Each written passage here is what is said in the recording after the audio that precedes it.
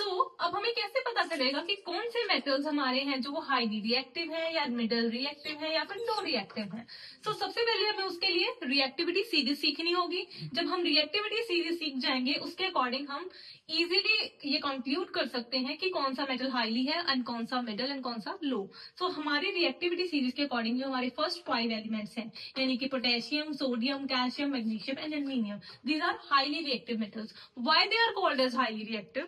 They are called as highly because they are react readily with the water and air। ये जो metal है हमारे elements हैं बहुत ही जल्दी एयर और वाटर के साथ रिएक्ट कर जाते हैं, ठीक है, और इसीलिए इन्हें हाईली रिएक्टिव कहा जाता है। और जो मिडल रिएक्टिव हैं वो रिएक्ट करते हैं बट बहुत ज्यादा नहीं। फॉर एग्जाम्पल हम बात करेंगे आयरन की, जैसे कि आयरन पे रस्ट लगता है, राइट, बट धीरे धीरे, this is a slow process ना, तो इसीलिए ये मिडल रिएक्टिव है, ना बहुत ज्यादा रिएक्ट करते हैं ना बहुत कम, राइट।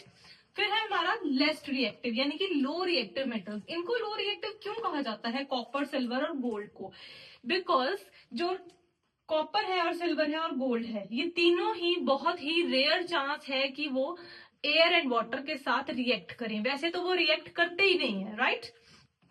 इसीलिए उन्हें लो रिएक्टिव मेटल्स कहा जाता है।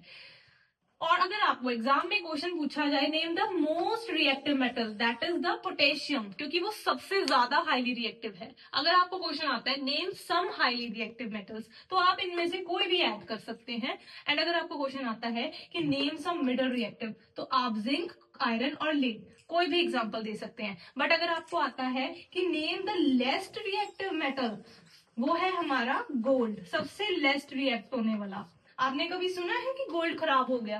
नहीं ना, that's why it is called as the least reactive, क्योंकि वो रिएक्ट नहीं करता और ना ही क्रोइड होता इजीली। Okay, thank you.